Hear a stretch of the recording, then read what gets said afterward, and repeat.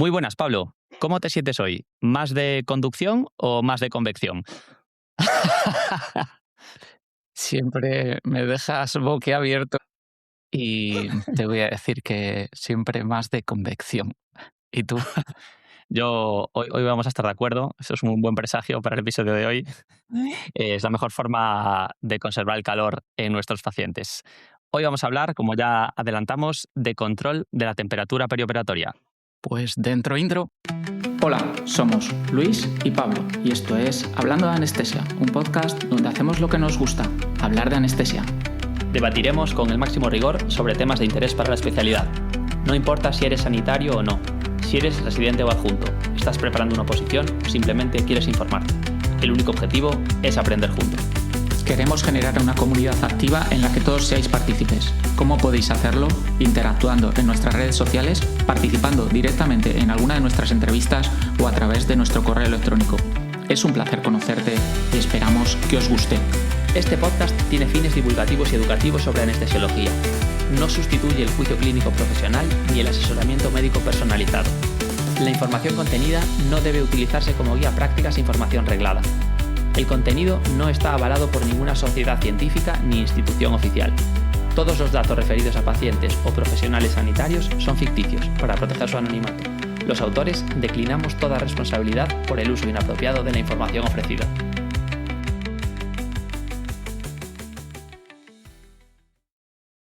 Bienvenidos a un nuevo episodio de nuestro podcast. Hoy vamos a tratar un tema que, aunque parece básico, sigue teniendo una incidencia de complicaciones alarmante en nuestros quirófanos: la hipotermia perioperatoria no intencionada. Así es, Luis. La verdad que es un tema importante, muy importante, ¿no? Porque a veces olvidamos que una simple inducción anestésica, la que hacemos todos los días, la temperatura central de nuestro cuerpo puede caer hasta casi 2 grados, ¿no? En la primera hora. Y esto no es solo cuestión de confort, ¿no? También hablamos de infección de herida quirúrgica, de sangrado, de eventos cardiovasculares que podemos prevenir. Un tema complicado y que pasamos por alto. Totalmente. La verdad es que no se tiene en cuenta, respecto a las complicaciones potenciales que puede causar, la importancia que tiene. Para profundizar en esto, hoy nos acompaña Noemi, anestesióloga experta con una amplia experiencia en cirugía general, trasplante hepático y anestesia pediátrica. Además, es una auténtica apasionada de la gestión de la temperatura y de la vía rica. Y encima ha sido nuestra maestra. Hemos tenido la suerte de contar con ella como adjunta hace ya no tanto tiempo en nuestra formación. Muy bienvenida, Noé, y cuéntanos algo más sobre ti, si quieres. Hola chicos, ¿qué tal? Muchas gracias por esta invitación. Te agradezco también, Luis, que no hayas dicho el tiempo, que casi somos coetáneos. Totalmente.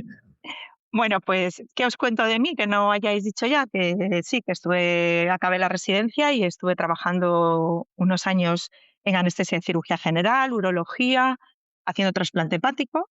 Y últimamente, pues me dedico a la anestesia de materno-infantil.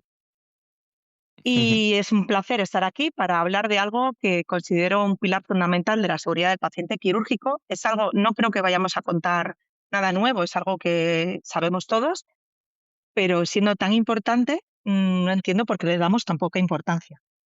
Y bueno, pues vamos a intentar recordarlo. Adelante. Pues yo también me sumo a los agradecimientos de Luis. Ya sabes que te tengo tremendo cariño, no solo porque has sido mi tutora también, sino porque has sido mi compañera de guardia y me has enseñado muchísimo. Y para ir metiéndonos en el tema, ¿por qué es tan común, Noé, que nuestros pacientes se enfríen tan rápido al empezar la cirugía? Bueno, si os parece, hacemos una pequeña introducción de, bueno, pues de lo que es la temperatura central y de cómo se regula. Y así luego ya pues no hace falta estar recordándolo continuamente. Perfecto, Nuestro cuerpo perfecto. tiene una temperatura central que ronda entre 36,3 y 37,3. Se produce ahí una variación de 1 grado que depende del ritmo circadiano y en las mujeres también depende del ritmo menstrual. Entonces, ¿cómo se regula esa temperatura central? Bueno, pues lo primero es la percepción a nivel periférico. Tenemos una serie de receptores en la piel que se activan con los cambios de temperatura. En este caso vamos a hablar del frío, pero también existen del calor. Estos receptores envían la información por las vías espinales anteriores hasta el cerebro y en especial, digamos que el jefe de todo es el hipotálamo.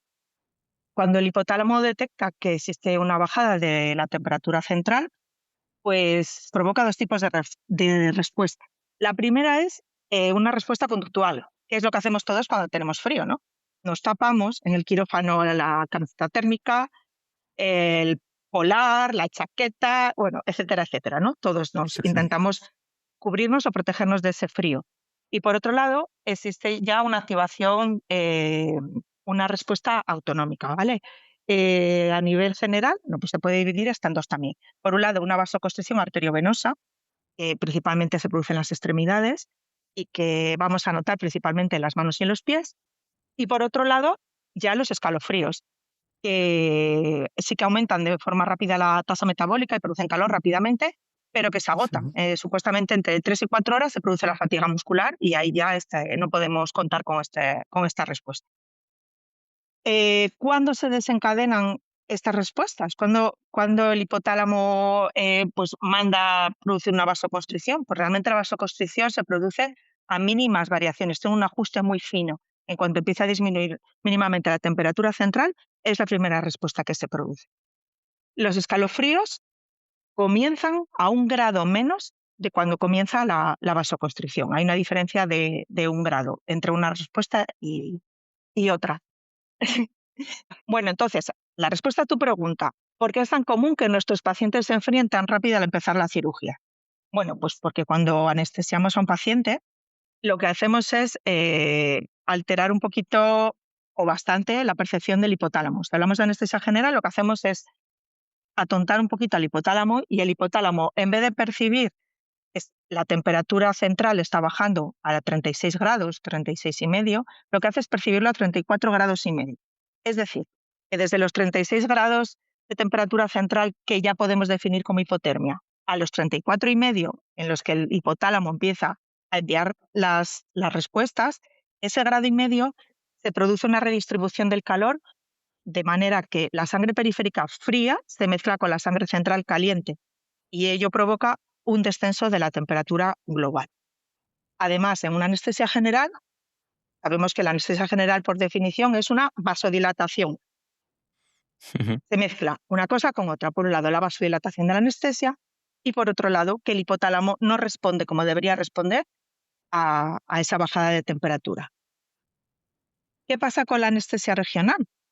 Pues con la anestesia regional trastocamos el centro termorregulador de otra manera.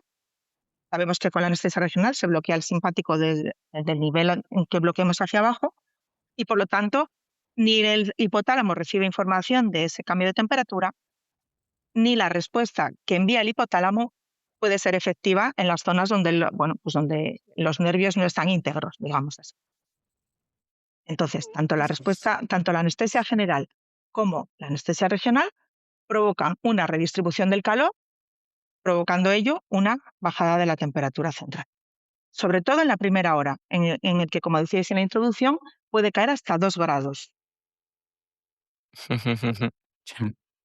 Muy bien. Y entonces, Noé, combinando, o sea, sabiendo cuál es el mecanismo fisiopatológico, ¿cuáles podríamos señalar, ¿no? A nivel anestésico, que son las complicaciones más frecuentes que desencadena la hipotermia en nuestros pacientes? Bueno, pues la verdad es que provoca varias complicaciones con resultados graves y difíciles, pero el principal o el que más se ha estudiado quizás sea el aumento del riesgo de infección de la herida quirúrgica. Bueno, pues como volvemos a hablar todo el rato de lo mismo, la vasoconstricción que se produce como respuesta a la hipotermia hace que la oxigenación de los tejidos sea menor y, por otro lado, hace que se altere el sistema inmune y varias series celulares que retrasan la cicatrización de la herida. Esto aumenta hasta 4 veces el riesgo de la infección. Por otro lado, se produce un incremento del sangrado y de las coagulopatías. La hipotermia produce alteración de la función plaquetaria y produce trombocitopenia por secuestro portal. Y por otro lado, altera la activación de la cascada de la coagulación. Entonces, esto, cuando la temperatura baja de 34 grados, provoca una coagulopatía clínicamente significativa.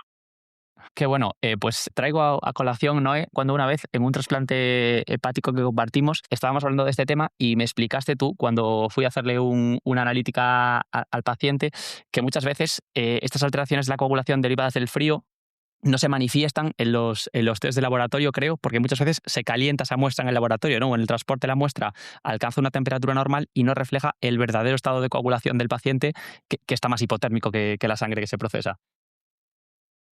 Pues sí, claro, una cosa es, pues eso, el momento, depende también del lugar donde lo saques, porque claro, puedes sacarlo Ajá. periférico, puedes sacarlo central, ahí ya hay una diferencia, pero sobre todo el tiempo en el que tarda en transportarse la muestra, el cómo se transporta y el tiempo que tarda en analizarse. Entonces es verdad que los datos pueden dar erróneos en una muestra de coagulación de laboratorio al uso. O sea, falsamente normalizados, ¿no? Tú estás procesando una Eso sangre es, que has calentado de un paciente que está más frío y que no coagula así de bien. Pues disculpa que te he interrumpido eso en tu es. explicación de las complicaciones. No, no, para nada. Por otro lado, también se ha visto que hay un aumento de probabilidad de arritmias y de, bueno, de fallo cardíaco en el sentido de que inmediatamente se produce un aumento de la poscarga y un aumento del consumo de oxígeno, que no todos nuestros pacientes lo toleran de la misma manera. Y además, cuando la temperatura central baja en torno a 32 grados, que ya es bastante poquito, es verdad que disminuye mucho el umbral de arritmias tanto auriculares como ventriculares. En el intra y en el post. Hay que tener cuidado con el Vale. post también. Y luego hablando de algo nuestro, de anestesia, pues altera el metabolismo de nuestros fármacos. Se alarga, por ejemplo, el de los relajantes neuromusculares. Y bueno, pues es verdad que yo creo que entra como un poco de hibernación y todo se enlentece. Ya. Y eso como Pero digamos un también, poco a nivel físico. Sí, perdona, Luis, dime. no, no, no, iba a añadir que creo que también que baja la CAM de los anestésicos inhalados, me parece, ¿no? Creo que de Sí, forma directamente proporcional también. a los, Sí, a sí, los, eso a es. los grados de disminución. Eso es. Y luego, por otro lado, también no se nos puede olvidar el confort del paciente. Yo creo que todos los que hemos sido anestesiados y no hemos sido correctamente calentados, recordamos el frío del quirófano, que es como en plan, es el peor frío que he pasado en mi ¿No es? vida. Realmente el frío, la sensación de disconfort, esa contracción muscular, los escalofríos en el despertar. Entonces creo que es un pilar fundamental en, digamos, en la experiencia pues, de un proceso quirúrgico, que los pacientes se despierten sin dolor y sin frío. Creo que es fundamental. Me ha gustado eso último que has comentado, ¿no? Que a veces aprendemos más de las experiencias que de lo que leemos, ¿no? Y yo recuerdo también cuando sufrí una anestesia o se me hizo una anestesia, no es que sufriera. Y, y recuerdo el despertar con frío, contraído y de secundario a esa contracción, tremendo dolor por los puertos de la Claro. paroscopia. Entonces, muy, muy, muy importante eso, ¿no? Ya hemos hablado del problema de la hipotermia y ahora, Noé, me gustaría hacerte 3 preguntas en una para ver cómo podemos evitar este problema, ¿no? A veces usamos la temperatura cutánea por comodidad, ¿no? ¿Es suficiente esta temperatura cutánea o qué otros métodos disponemos para medir la temperatura y cuándo debemos usar cada uno de ellos? Pues rotundamente no. La temperatura real es la central y deberíamos medir la temperatura central. ¿Pero dónde medimos la temperatura central? Pues sabemos 4 sitios, ¿no? La arteria pulmonar, la membrana timpánica, pero con el termistor pegado a la membrana timpánica, no el canal auditivo externo, el esófago distal y el nasofaringe, pero con la sonda introducida de 10 a 20 centímetros. ¿Qué pasa? Que Ya. a veces estos sitios no los podemos usar, pues porque son métodos invasivos, pues porque interfieres en el sitio de la intervención. Entonces, bueno, pues hay otras mediciones que podemos tener temperaturas cercanas a la temperatura central. Y ya sabéis, pues las axilas, la temperatura rectal, la vejiga, la boca. Bueno, es Ajá. verdad que estas temperaturas son muy variables, cada una tiene, digamos, un decalaje con la temperatura central, depende de dónde le estén operando. Entonces, bueno, sí que es verdad que tenemos un sistema que se basa en la tecnología de canal de flujo cero de calor, ¿no? Que no es más que un electrodo protegido por un aislante térmico para que no esté interferido por la temperatura ambiente y que posee un filamento que produce calor y que hace una serie de, bueno, pues de modificaciones para adivinar, entre comillas, la temperatura central. Se corresponde bastante con una medición de una temperatura central invasiva y es digamos, el termómetro más real que tenemos ahora mismo. Sí, más similar a la temperatura central, ¿no? ¿Y Eso es, sí. dónde deberíamos colocarlo, Noé? En la frente. Vale. Que claro, hay veces que la frente, si no podemos ponerlo en la frente, la verdad es que bueno, que la medición más real es en la frente. Entonces, a veces ya sabemos que tenemos estos dispositivos en una frente muy pequeña, pero bueno, sí que es verdad que esta medición, digamos que en la frente o bueno, en el cráneo, en una zona donde no tengamos pelo. Perfecto. Yo he de decir que cuando tengo ese dispositivo a mano lo suelo usar para proteger la frente del paciente de los daños del cable del bis. Entonces me queda ahí como una especie de almohadillado, ¿no? Entre el primer electrodo y el transductor, que a veces se hace un pequeño decúbito en la frente del paciente. Yo suelo colocar ese dispositivo para que no marque. Ya Y estás Qué con un sesgo de detallista. Qué ya estás, detallista, claro. Luis. Ya estás con el sesgo de MacGyver que has comentado en otros episodios, Luis. Ya está. Sí. Yo soy una Vale. gran víctima de ese sesgo. Y te pregunto, ¿no? Aprovechando por ignorancia, que no sé si este tipo de sensores, ¿no? Que son, bueno, que estiman indirectamente la temperatura central, están validados o se usan, por ejemplo, en cirugías como la cardíaca con circulación extracorpórea o con las que tienen quimioterapia hipertérmica, ¿no? Cirugías que tienen unos cambios de temperatura muy severos. ¿Tiene sentido usar ahí esos sensores o es indispensable usar mediciones directas de la temperatura central? A ver, yo creo que es que no, desde mi punto de vista, yo creo que si tienes un acceso a cualquiera de los 4 sitios que hemos dicho antes, que en este tipo de Ajá, cirugías que me comentas sí los tenemos, creo que al ajá. final es que en una circulación extracorpórea lo van a enfriar, lo van a recalentar, lo mismo que en una quimio hipertérmica. Yo creo que las Ajá. mediciones tienen que ser más centrales. Perfecto. Ajá. Pues gracias. Y reconduciendo ahora el tema, voy a sacar uno de tus puntos favoritos de la temperatura. Creo que es el precalentamiento, ¿no? Otro gran olvidado de los cuidados perioperatorios. Y a este respecto, pues quería que nos dijeses cómo se precalienta a un paciente antes de entrar al quirófano. ¿Qué métodos usamos y cuánto tiempo es necesario precalentarlo? Vale, pues mira, el precalentamiento no está como muy de moda y es que realmente tiene como toda su lógica. Si estamos hablando de que posinducción de anestesias, cuando se produce toda esta redistribución del calor, ¿por qué no? Cuando se produce esa redistribución del calor, nuestra sangre periférica está caliente, ¿no? O sea, tendría Ajá. toda su lógica. Al final tú dices, yo sé que esto se va a producir, pues voy a intentar que cuando eso se produzca, que es esa vasodilatación y esa mezcla de sangres, las dos tengan una temperatura más cercana, ¿no? De eso se basa el precalentamiento. Realmente, ¿cuándo hacerlo? ¿Cuánto tiempo? Bueno, pues es que depende un poquito digamos, de la configuración de los quirófanos. Hay sitios donde existe una sala que es la preanestesia y otros lugares donde los pacientes bajan directamente a los antequirófanos. Se ha Ajá. visto que lo recomendable, lo recomendable son de 20 a 30 minutos antes de la cirugía calentar a los pacientes. Sin embargo, Ajá. pues como decimos, hay veces que no es tan fácil y bueno, se ha visto que con solo 10 minutos ya hay un impacto positivo en reducir la velocidad a la que se van a enfriar después. Vale. ¿Y cómo calentamos a los pacientes? Pues a ver, podemos dividir directamente en métodos pasivos y activos. Los pasivos son realmente no son métodos de calentamiento, son métodos de no dejar que se enfríen. Aquí siempre recordaré que cuando yo era A1, así como pequeñita y jovenzuela, estaba en quirófano con un cirujano de estos mayores y que te daba un poquito de miedo y me dijo, ¿para qué le pones la manta?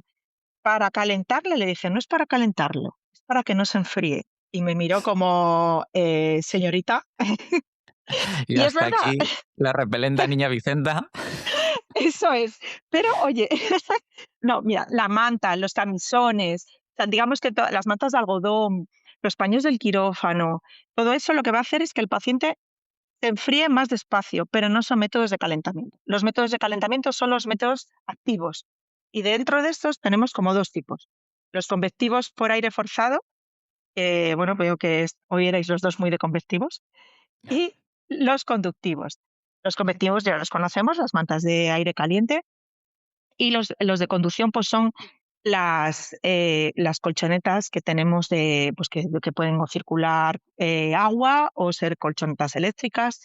Es verdad que dependiendo del tipo de cirugía, igual nos puede venir mejor una que otra, pero hay que saber que el método conductivo, es decir, las colchonetas calefactables, solo tienen contacto con el cuerpo en un 15%, 15% del cuerpo solamente apoya sobre la colchoneta, y si la cirugía es de más de 2 horas, se ha visto que claramente el método de elección es el convectivo por aire forzado.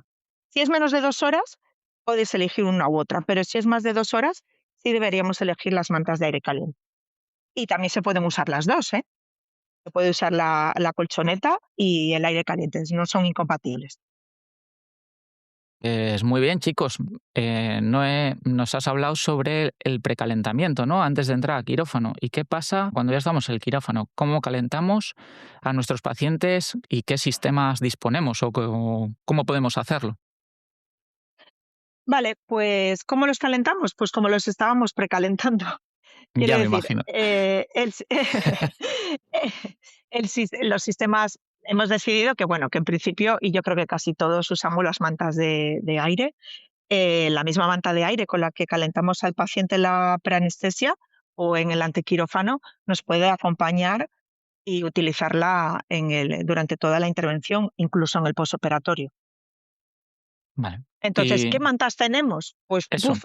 la verdad que el diseño de las mantas, pues hay, digamos, como varios tipos, ¿no?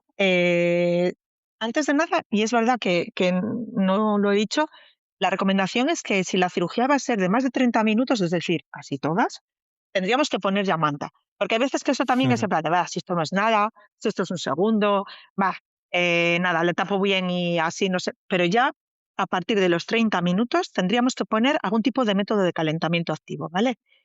Y eso, lo que decíamos, entrar a quirófano, enchufar la manta cuanto antes. Dependiendo pues, de la cirugía, pues tenemos mantas de parte superior, de medio cuerpo inferior, las tenemos de cuerpo entero, tenemos también las mantas bajo paciente, y luego también tenemos para pediatría y para las posiciones de litotomía. Debemos adaptar, bueno, pues cada una de ellas a la cirugía. Es verdad que las bajo paciente, que en principio se supone que producen calor como más constante y y mejor repartido, hay que darse cuenta y hay que fijarse en que no se queden colapsadas en algunas zonas, que puede ser. Porque claro, pues depende, si no queda perfectamente colocado el paciente sobre la manta, digamos que los circuitos de aire, hay algunos que no recirculan bien y hay zonas de la manta que se quedan totalmente aplastadas y que por lo tanto perdería bueno, pues el punto a favor que tienen las mantas bajo paciente. Perfecto. Ajá. Y una pregunta a este respecto, ¿no? Como anestesista pediátrica que tú eres, yo tengo quizás un concepto mal asentado en la cabeza, que es que en los niños es preferible poner siempre las mantas por debajo. ¿Es eso así? ¿Es un mito que me he creado yo solo? No, es así. Y de hecho es que siempre las intentamos poner así en todas las cirugías que hacemos, por eso, porque el reparto de la temperatura es mucho más homogéneo que si las ponemos Ajá. sobre paciente. Y ya sabemos que los niños se enfrían mucho más rápido que los adultos. Hay que Ujú. ser súper estrictos. Total. Es verdad que con los niños, al igual que con los adultos, yo personalmente muchas veces, no soy todo lo cuidadoso que debería ser, y es que hay veces que, pues eso, que es esto no va a ser corto y demás. Con los niños, ahí no hay lugar. Hay que tenerlos calentitos antes de entrar. Tienen que entrar y estar calentitos. Y yo los saco del quirófano, como llevamos la manta bajo paciente, como envueltos como un caramelito con la manta. Porque es verdad que está caliente, y si tú pasas al niño a una superficie fría, pues al final muchas veces eso, pues se produce eso, pues lo que decíamos, hacen un poco bolita, contracción muscular. A veces es verdad que en ese momento tampoco te interesa mucho que se contraigan mucho, porque a veces dejan de respirar. Quiero decir, al final los saco hechos un caramelito y los empaqueto en la Sí. cama, y ya cuando llegue a una zona donde la temperatura sea mayor, pues entonces ya les quito la manta. Qué bueno.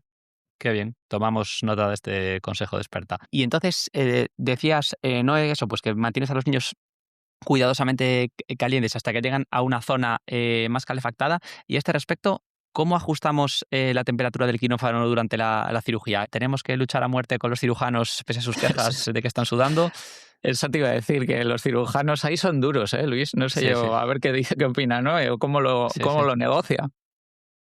Jo, es que los cirujanos son muy complicados. No, mira, por ejemplo, los cirujanos pediátricos trabajan en un quirófano donde la temperatura es superior a la temperatura del resto de quirófanos. Siempre los niños Ajá, llevan la manta puesta, están las mismas lámparas y las mismas bajas que ellos se ponen y no se quejan. No sé por qué. ajá. Quizás porque sean más conscientes de la importancia de la hipotermia. Yo entiendo y de verdad que comprendo que cuando tú estás en tensión, la manta calentándote, la bata que igual a veces es reforzada, yo entiendo que tú pases calor y lo entiendo de verdad que no es cómodo, pero es que las consecuencias de la hipotermia son muy importantes. Lo que me decía respecto de la temperatura del quirófano, las recomendaciones de la SEDAR es que la sala de quirófano esté entre 20 y 25 grados. Pero ahí Ajá. también entra a jugar los servicios de preventiva del hospital. Es decir, no lo veo tan fácilmente. O sea, creo que a pesar de que nosotros digamos que la bajen, creo que es complicado.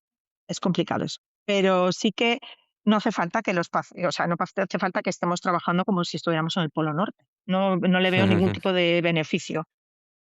Sí, a mí me gusta eso del Polo Norte porque me gustaría saber también la sensación que tenéis vosotros. Yo cuando estoy y estoy vestido, moviéndome dentro del quirófano, y no soy el paciente que estoy anestesiado, pero cuando estoy a 21 grados, más o menos estoy óptimo, pero en cuanto bajan de 21 grados, vamos, empieza a poner ropa encima. ¿Cómo lo vivís vosotros, chicos? Eu. Sí, bueno, yo la verdad también en torno un poco el mea culpa, ¿no? Lo que decía Noé, muchas veces, ¿no? Sobre todo en las guardias, que tienes que estarte peleando con la gente hora tras hora, operación tras operación, por mantener bien esa temperatura de quirófano. A veces no se pela lo que debería, ¿no? Y a mí me llama muchísimo la atención, ¿no? Evidencia tan objetiva a favor del aumento de las infecciones, ¿no? En cifras nada desdeñables con la hipotermia, porque yo pues no le pido al cirujano que se preocupe, que debería, ¿no? Por la coagulopatía, por las arritmias, etcétera, pero estrictamente por la infección de sitio quirúrgico, es que hay eso, una evidencia aplastante, ¿no? A favor de mantener Sí, al paciente normotérmico. sí, sí. Yo Y también, dime, dime. perdón, sí, yo, pues lo que decíamos, que es verdad que, y yo siempre lo digo, tú estás eso, vestido, activo, y ves entrar al paciente en quirófano, nervioso, que es que tener nervios y frío es horrible, porque es que ya se Sí, sí, multiplica sí. como por mil, porque ya no sabes si tiemblas de frío, de miedo, es una situación muy desagradable, y eso antes de ser anestesiados, claro, una vez que son anestesiados, ya, pues la mitad de ellos no pueden decir nada, claro, pero si te pones en el papel del paciente, antes de dormirse el tener frío y las consecuencias de toda de la hipotermia, de mantenerse hipotérmico, son muy graves. Creo que no somos conscientes, o sí lo somos, pero no le damos la suficiente importancia. Ese es el problema. Ya. Y a mí, Noé, me gustaría hacerte una pregunta. He escuchado bastantes veces dentro del quirófano que montar la manta de calor antes de que monten los cirujanos el campo quirúrgico puede interferir con el flujo laminado del mismo y que puede favorecer las infecciones del sitio quirúrgico. Entonces, ¿qué es preferible esperar pese a ese riesgo que has comentado ya de que puede reducir la temperatura del paciente, ¿no? ¿Qué me puedes No, comentar al respecto? no. Mirad, eso es algo que además, bueno, pues como muchas otras cosas, como que se transmite de padres a hijos y bueno, pues es como también ahí, no, la FDA ya en 2017 sacó una revisión tratando este tema, ¿no? Porque, bueno, pues porque era algo que sonaba y que cuestionaba el uso de las mantas de aire durante el periodo quirúrgico. Y sobre todo eso, antes, lo que dices tú, antes de poner los paños. Y dice que después de una completa revisión de la información disponible, estoy leyendo textualmente, la FDA ha sido incapaz de identificar Ujú. una asociación reportada consistente entre el uso de sistemas térmicos regulados de aire forzado e infección del sitio quirúrgico. O Oh, sea que, esto Ujú. lo voy a grabar y lo voy a poner el próximo día cuando monte en el campo quirúrgico a mis pues compañeros y es que amigos. En es verdad bucle. que te lo siguen diciendo, ¿no? Y que te dicen, espera enchufar la manta que ponga el campo. Bueno, pues no tiene ningún tipo de evidencia. Pues muchas gracias. ¿Y qué hay, Noé, de los líquidos que empleamos en quirófano? ¿Calentar los sueros es suficiente para tratar la hipotermia? ¿Y cuánto debemos calentarnos, ¿no? Pues tanto los fluidos que ponemos los anestesistas por la vena como los fluidos de irrigación que usan los cirujanos, por ejemplo, en RTUs o en artroscopias, etcétera. Pues es un poquito como decíamos con las mantas. Los Ajá, líquidos fríos, calentar los líquidos no trata la hipotermia, pero sí la previene, ajá, ¿vale? Entonces, ajá, impide que te enfríes más rápido, pero no va por sí mismo a calentar a un paciente, ni a mantener la temperatura, ¿vale? Entonces, pues fijaros, la infusión de 2 unidades de glóbulos rojos a 4 grados, es que son las bolsas de sangre están a 4 grados, o de 1 litro ajá, de suero a temperatura ambiente, pues puede bajar la temperatura central de un paciente 0,5 grados centígrados. También hay que caray. pensar en los pacientes en los que se usa mucho líquido de lavado, que es verdad que las enfermeras los calientan los sueros, pero bueno, aún así, Ya. cuando son superficies expuestas y encima estás echando líquido, la pérdida de temperatura por esos líquidos. Líquidos que no se calientan, como son los de las RTUs o los de las Ajá. esteroscopias. Los líquidos no están calientes, son un montón de líquidos que pasan a temperatura ambiente, que es una temperatura baja, por el paciente. Entonces, se supone que deberíamos calentar los líquidos si infundimos más de 500 mililitros por hora o usamos los líquidos de irrigación. Es decir, que Ajá. los de irrigación deberían calentarse y Sí. si usamos nosotros nuestros sueros, los que ponemos de mantenimiento, si vamos a poner más de 500 por hora, también los deberíamos calentar. Vale, muy bien. Y además, bueno, y más, imaginaros la mezcla de los pacientes de urología con una anestesia raquídea que encima, pues no sé, Lavados con vesicales. 5 litros de lavados vesicales. Ya. Bueno, pues claro, esos pacientes Claro. mientras están en el quirófano no se enteran de nada porque no se enteran, pero cuando van recuperando en la URPA, pues claro, Ajá. elevar esa temperatura, pues luego cuesta mucho. Ya. Claro, claro, claro. Os han puesto, bueno, seguro que sí, ¿no? Pero ¿os han puesto algún suero de 500 rápido por la vena? Sí, te queda No. el brazo tieso. Se queda frío, ¿eh? Sí, sí, sí, es ¡Buf! llamativo. No, hablamos de medicina basada en la evidencia y también en En la experiencias. experiencia. Sí, sí, Bueno. sí, Eso es, eso es. totalmente. Bueno, no, y también hemos visto que a veces se pone los tubos de aire caliente directamente bajo la sábana, no en la manta de calor. ¿Eso es correcto para una situación así transitoria, una cirugía pues de 30 minutos, ¿no? Que has dicho, o tenemos que tener cuidado con ello? No, yo lo he hecho también, ¿eh? Y de hecho, muchas veces voy por la zona donde están los pacientes antes de entrar al quirófano y lo ves, todas las mantitas, o sea, todos los aparatos de aire caliente conectados a veces bajo la sábana. Bueno, pues eso no, no se puede hacer.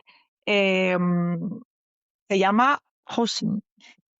Es una práctica de altísimo riesgo porque puede producir quemaduras graves, porque el aporte de calor realmente en la distribución es simplemente en la salida del tubo y poco más. Y además nos podemos cargar la máquina la máquina de la manta porque el aparato está preparado para funcionar con una salida de aire, etcétera, etcétera. Entonces, hay veces que o se lo pones directamente, eso, enroscada alrededor de un paño, todos esos apaños que hacemos para evitar ponerle una manta, como si fuera a un gran gasto, pues realmente podemos provocar una quemadura grave, no cumple su función y además nos podemos cargar el aparato de la manta. Las 3 Sí. cosas. Me viene mucho a la Ajá. cabeza, ¿no? Pues una cesárea urgente o emergente, ¿no? Que montas todo rápido, quieres dar calor al paciente y a altas horas de la madrugada y generalmente utilizas estos métodos, o yo al menos lo he utilizado, como bien has comentado tú también, y sí que es verdad que alguna paciente se me ha quejado de, oye, me está molestando, me está quemando, o sea Sí, sí, sí, sí. que mucho cuidado al respecto. Sí, y ella porque está despierta, pero claro, si lo Correcto. pones en alguien que está anestesiado, pues igual si te das cuenta le dices: "Uy, se le está poniendo rojo", pero es que si no te das cuenta, o si imagínate que tienen algún problema en la piel o lo que sea, pues sí, claro, podemos provocar una quemadura grave. Totalmente. Yo solo quiero dar dos matices pedantes. Uno, que housing viene de manguera, que lo he buscado, que no sabía qué Yo significaba también, Luis, y en no inglés. tenía claro, ¿eh? Yo os iba a preguntar a vosotros que tenéis más nivel de inglés y No, sí, no, sí, no. es de Bueno, el manguera, mío, correcto. Yo lo he buscado, primera cosa. Y segunda cosa, quiero hacer, bueno, bueno, no sé si un llamamiento, pero bueno, desde luego que quede constancia de esto en las ondas de radio. Corrígeme también, no sé si me equivoco, las mantas de calor no se reutilizan, ¿verdad? no, no, que también lo No, hemos hecho vale. y también lo Es hacemos. que, Y no se envuelven en un paño, que también lo hemos hecho y también lo hacemos, ¿no? De envolverlas en el paño, en una sábana, un pañito de estos y decir, bueno, como no le toca la piel, pues lo reutilizo para otro paciente. Pues es que al final ni el reparto del calor, volvemos a lo mismo, no hace el mismo efecto y realmente, bueno, pues realmente el precio de una manta no justifica el hacer eso. muchas gracias. Es que ya digo, se han dado casos en mi centro de trabajo y solo quería sacarlo aquí a relucir. Muchas gracias. Perfecto, pues Noé. Y otra pregunta, vamos a ponernos ya en lo peor e imaginar que estamos un día de guardia en la urba o en la reanimación y recibimos a un paciente ya hipotérmico, ¿no? Pues eso, 34, 35 grados. ¿Cómo debemos calentar a este paciente y hay algún ritmo al que lo debamos hacer o, vamos, no sé, cuál es la evidencia o tu opinión de experta al respecto? Bueno, lo debemos calentar como podamos. Quiero decir, lo que hay que intentar evitar es que se enfríe, volvemos a lo Ajá. mismo. Pero bueno, si nos llegan a esa situación, que es como llegan muchísimos pacientes, mucho más de lo que creemos, llegan en torno a 35 grados a las unidades de despertar. O sea, es mucha hipotermia. Tenemos que Sí. intentar calentarlos, pues es lo que decíamos, pues si tenemos un calentador de fluidos, quizás ahí no vamos a pasar en los líquidos a más de medio litro por hora. No parece Ajá. que sea el lugar. Pero si tenemos Sí. mantas, cuanto más podamos calentarlos, mejor. Ninguna manta nos va a calentar, digamos, que el paciente de repente tenga una subida de temperatura central brutal en muy poco tiempo y eso le pueda llevar a algún problema. Son mantas que están pues, calculadas para llegar a una temperatura y esa temperatura nunca sería dañina para el paciente. Hay que contar, pues, por ejemplo, pues que los obesos se enfrían más despacio y se calientan también más despacio. Hay que contar que Ajá. los niños, lo que decíamos antes, se enfrían muy rápido. Pero bueno, yo creo que al final es monitorizar, volvemos a monitorizar y usar métodos de calentamiento que son seguros para ellos. No vamos a tener ningún problema bueno, pues eso, de un sobrecalentamiento rápido. No, esa situación no se va a dar con las medidas que tenemos y bueno, pues con los límites de temperatura que alcanzan las mantas. Claro, claro, claro. Yo estaba pensando, ¿no? Escenarios donde sí está tipificado esos calentamientos lentos, como puede ser después de hipotermias en neurocríticos o después de paradas cardíacas, pero claro, desde luego son cifras de hipotermia muy alejadas de lo que es una hipotermia de un quirófano, ¿no? Que eso, que rondando los 34, 35 grados es seguro volver, entre comillas, rápidamente a, a una temperatura normal. Eso es, eso es. Ajá. Pues muy bien. Y ahora, Noé, para ir un poco cerrando el tema, pues quería señalar que, bueno, siempre tenemos por encima de nosotros gerentes, ¿no? O encargados de material que se preocupan mucho por el dinero. ¿Es caro implementar un protocolo de normotermia perioperatoria y tiene beneficios económicos en nuestros pacientes o en nuestro servicio quirúrgico de anestesia?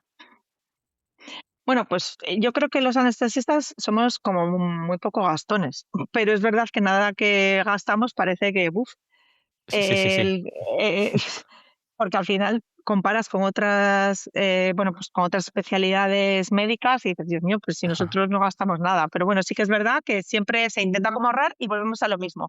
No somos conscientes de lo importante que es mantener a un paciente con una temperatura central normal.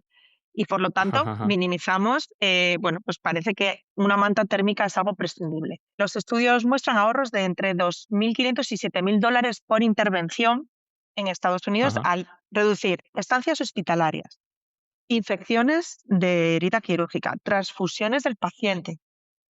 Entonces, eso por el precio de una manta, que de verdad que es un precio muy asequible, pues creo que Sí. o sea, no es comparable. Pero sí que es verdad que parece que si tú te planteas pedir más mantas o que cada antequirófano tenga una manta allí solamente para esos pacientes, pues parece que es como una barbaridad. Pero realmente Sí. el mantener a nuestros pacientes con una temperatura cercana a la normalidad es un método de ahorro. Es mucha Ajá, ajá. pasta, ¿eh? Lo que has comentado. Sí, sí, sí. Y- Sí, pero bueno, yo sí que me gusta mucho lo que has dicho de que nosotros tenemos como unas referencias muy bajas de gasto, ¿no? Nosotros eso, pues somos gente que a veces te duele abrir una jeringa más para cargar un fármaco nuevo, que hasta que se expiró la patente del Sugamadex parece que, bueno, era un dispendio gastarlo. Entonces, jolín, ¿no? Sobre todo cuando tenemos datos y muy sólidos de que se abaratan costes y de que redunda en beneficio de los pacientes, pues, jolín, no debería dejar de implementarse, ¿no? Estos protocolos de normotermia. Sí, vamos, Totalmente de acuerdo. nos lo has dejado claro, ¿no? Precalentar, calentar y poscalentar y monitorizar, ¿no? Es un poco el resumen, Sí, ¿no? sí. Calorcito, calorcito, calorcito, calorcito y saber cuánto calorcito necesitamos. Ya está. Oye, Fácil. oye, no, a mí me gustaría hacerte la pregunta final de cada episodio que hacemos a todos nuestros invitados, ¿no? Y bueno, no, ¿estás lista? A ver, a ver. No, si tuvieras que ser intervenida de una hernia inguinal, ¿qué tipo de anestesia elegirías? ¿Una anestesia general o una anestesia locorregional, una anestesia raquídea? Siempre con control de temperatura, claro. Hombre, por supuesto Y, eso. y considera- Pues y consideración optativa. mira, me gustaría, creo que lo mejor es una anestesia general con un bloqueo. Bueno, sobre todo porque ahora hago mucha hospital de día quirúrgico y veo el post, ¿no? Soy más consciente del post que antes cuando no lo veía, que hacía una raqui o hacía un bloqueo y bueno, y no veía la diferencia, ¿no? En la recuperación de uno y de otro. Pero me da pavor, y siendo anestesista, anestesiarme. Me da pavor lo de la pérdida de control, lo de durante ese rato no estar y no controlar lo que está pasando, me da pavor, pavor. Pero bueno, no, vamos a pensar que fueran miedos, una anestesia general y con un buen bloqueo y con Muy mucho bien. calor. Pues nada, tomamos nota para ello. Bueno, Tomamos chicos, nota totalmente. pues Pues Noé, muchísimas nada, gracias, Noé. A eso, vosotros. reiterar el agradecimiento y la calidad de lo bien que nos has contado este tema. Desde luego, nosotros los primeros concienciados esperamos que nuestra audiencia y sobre todo esperamos que trasladen este nuevo mantra anestésico a sus cirujanos. Por favor, menos infección, menos sangrado, menos arritmias, más seguridad del paciente. A comprar todo el mundo mantas y termómetros. Y Y para añado, Luis, más confort y mejor experiencia. Eso también es súper Totalmente. importante. importantísimo Totalmente, también. totalmente. Yo que nunca he sido anestesiado, la verdad es que no pienso lo suficiente en eso. Pues Noé, tienes el honor de cerrar la primera temporada de Hablando de Anestesia. Este es el último episodio de temporada. El día que grabamos, que la audiencia no lo sabe, es el día que tenía que salir publicado esta grabación. Nos hemos retrasado, es la primera vez que no cumplimos con los tiempos. Pedir disculpas a la audiencia, pero ya cerramos Totalmente. temporada.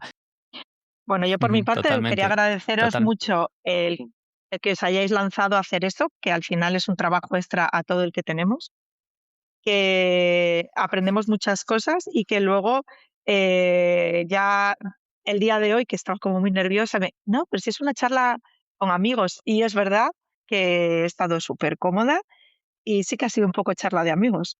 Me gusta mucho Qué bien. charlar con los dos, sobre todo con uno de ellos que hace mucho que no charlo, con Luis, pero vamos, Totalmente. que os agradezco mucho bueno, pues que de vuestro tiempo libre, que sé que es escaso, hagáis el esfuerzo de enseñarnos a todos tantas cosas nuevas.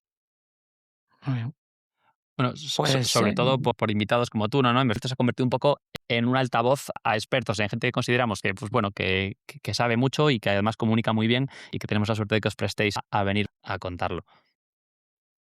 Muchas lanzar una gracias. llamada lanzar una llamada, ¿no? A que tanto la gente que nos escucha nos mande ideas a través de las redes sociales, de Instagram o a través del mismo correo electrónico, hablando de anestesia@gmail.com, para que nos digan ideas de los que quieren que hablemos, o gente que se ofrezca, ¿no?, a hablar con nosotros y contarnos algún tema interesante, ¿no, Luis? Por supuesto, abiertos a todo tipo de iniciativas, desde luego, y sobre todo que no tienen por qué ser temas, no quiero decir la palabra en inglés, pero lo voy a hacer porque estoy un poco lento, temas mainstream de la anestesia, ¿no? Cuéntanos cómo te gusta colocar las perfusiones de tus bombas, cómo pones la profilaxis antibiótica, no sé, cómo haces la consulta preanestésica.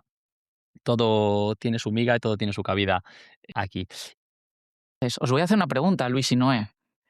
¿Sabéis cuántos oyentes hemos tenido aproximadamente? Porque sí que es de verdad que es difícil saberlo entre los diferentes lugares de escucha, ¿no? Diferentes plataformas, ¿no? Entre YouTube Music, Spotify, Apple Podcasts y iVoox, ¿no? Que es donde lo colgamos. ¿Sabéis decir un número, por ejemplo? Uf, ni idea. Venga, dilo. No, mojaros, venga. Un número al aire. Dale, Luis.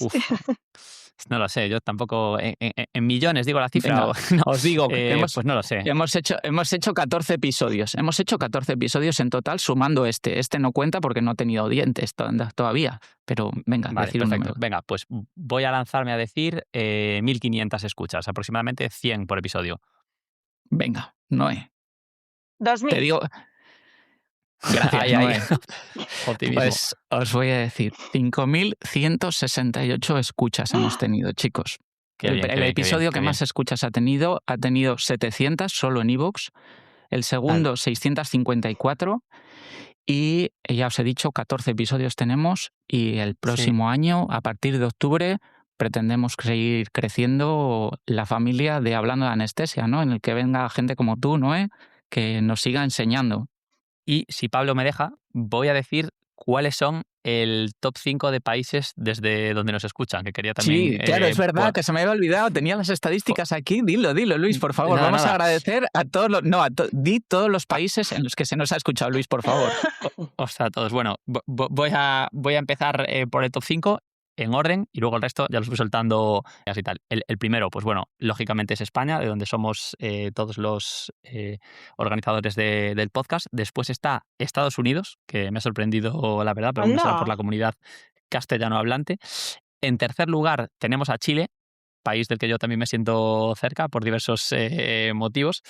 En cuarto lugar está México.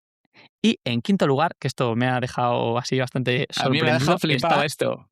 Está Japón. ¿Japón? Debe haber un pequeño colectivo de anestesistas hispanohablantes en Japón que nos hacen un poco de caso. Y nada, luego en menor medida, pues también agradecer a la gente de Costa Rica, Alemania, Argentina, Colombia, ojo, Guinea Ecuatorial, Portugal, Cuba, Australia, Bélgica, Brasil, Irlanda, Hungría, Panamá y Perú. Gracias a todos nuestros oyentes de esos sitios. Chicos, sois súper internacionales, qué barbaridad. Gracias, chicos. Pues nada, lo dicho, volveremos pronto de mano de grandes profesionales de la anestesia y nuevos y seguramente otros conocidos como Noé, que la volveremos a tentar para que repita con nosotros. Nos vemos ¿cuándo, Pablo? ¿Cuándo arrancamos de vuelta después de vacaciones? Nos vemos el primer lunes de octubre. Hasta luego. Hasta luego y gracias a todos. Hasta aquí la anestesia de hoy. Recordad que somos lo que aprendemos. Os esperamos en nuestras redes sociales, Instagram y X, @hablando de anestesia y a través de nuestro correo electrónico hablandodeanestesia@gmail.com y nos vemos en el próximo episodio. Adiós.